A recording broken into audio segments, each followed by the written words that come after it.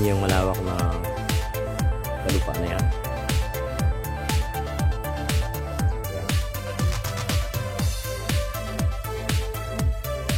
Lawak, ano? Yung mga tanimang ito, ng palay, Highland rice field ang tawag dito. May halo kasi na tanim na mais, halo pa ng balinghoy, kamuting kahoy. Ayan. Bagong tanim pa lang ito pero magaganda na. Hindi ka man tataba ng mais. Ano lang yan, intercrop sa palay. Pero itong mga kamuting kahoy na ito, nasa sa gilid dito parang nagsisilbing bakod. Yan. Sariwa-sariwa mga pananim. Ito yung mga palay na ito yung mga organic rice. Ang tawag namin dito ay pinalawan. Pag isinaing mo ito, ang katangian nito kahit walang ulam. Ang problema nito, hindi mo pa nilulunok, pumapasok na sa lalamunan. Kasi masarap talaga ang kanin nito. Mabango pa. Pagka nagluto ka nito, nagsaing ka nito, sasabihin ng mga kapitbahay, saan yun? Saan yung mabangong kanin yun? Yan. At itong malawak na kalupaang yan, natatanaw ninyo. Yan. Ikinararangal kong sabihin na ang lupain yan ay ang lupain yan ay hindi ang lupain yan ay hindi sa akin. Ako yan. Hindi akin yan. Sa mga tao yan. Pinapakita ko lang sa'yo. Ito ang daan dito sa bundok. Hindi pa develop. Kaya mahirap pa magluwas ng mga produkto. Katulad ngayon, nagbababa sila ng mga kopra buhat sa bukid patungo sa pamilihan. Napakahirap magbaba. Ngayon tagulan, maputik,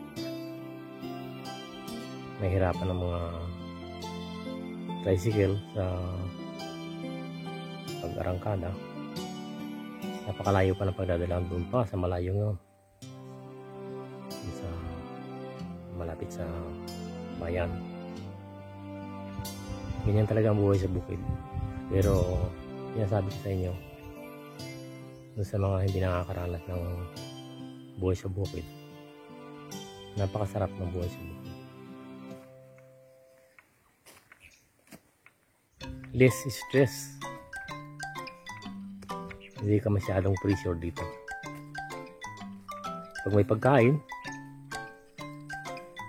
at walang sakit, masaya na. Kaunting kasayahan, kontento na sila. Maligaya. Tulad dito, may mga pananim dito. Ganda mga pananim.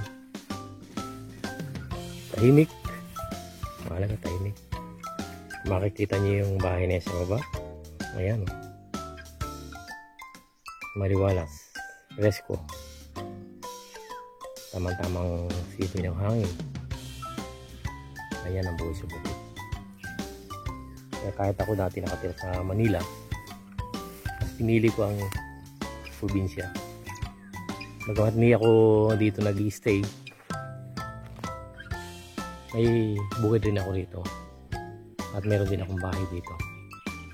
Kada panahon, pupunta ako dito para tingnan ang aking bukid, magpakupra, magpatanim, magpalinis. Katulad sa susunod na linggo, magpapabomba ko ng mga damo para yung mga damo na kumukulubong na doon sa aking mga pananim ay mawala. Okay, ito, tignan nyo itong isang ito paparating. Isang kalabaw. May hila-hilang paragos. Mayroong nagda-drive na guwapo. Nakakulay orange.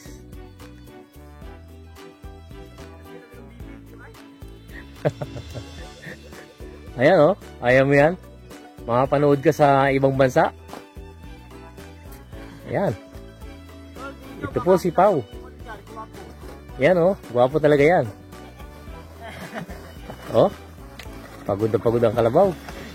Tapos ay may hilay-hilang kupra. Ayan. Yan si Pau.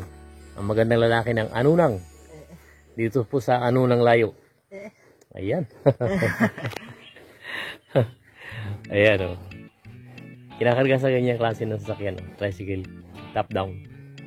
Ayan pa yung mga bagong pahila. Sa'yo rin yan? Sa'yo yan? Oo. Ayan. Yun ang amin ay. Asan? Narutan han. Ah, sa walang doon. Ah, oo. Oh, wala pa yung Kilakoy Garsing ano? Ay, inaantay ko nga to. May mga pangarga kami. Pangarga kami mga kahon. Ang galing sa ano.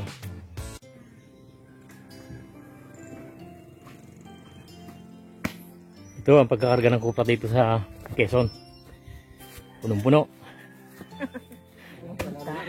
Ayan o. Punong-puno ng kupra.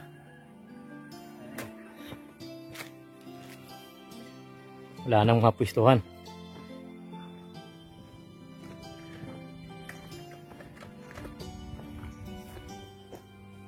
Kaya pa yan? Kaya yan? Ilang karong mo na? 7. 7. Tapos kanina ay, ngayon ay 8. Sa akin ay 5. Baka mag-iyak itong akin ito ah. Okay, sige. Kakarating ko lang po. Galing sa bundok. Nagkarga ako ng kupra. Tapos pagdating dito sa bahay, mabigyan ako nung hipag ko ng mais kasama nung kupra kanina. Ito nakasalang na sa kalderong malaki. Tamang-tamang merienda ngayong hapon. Napagod ako eh. Gunutom ako eh. Layo kasi. Okay. Mamaya. Naluto to.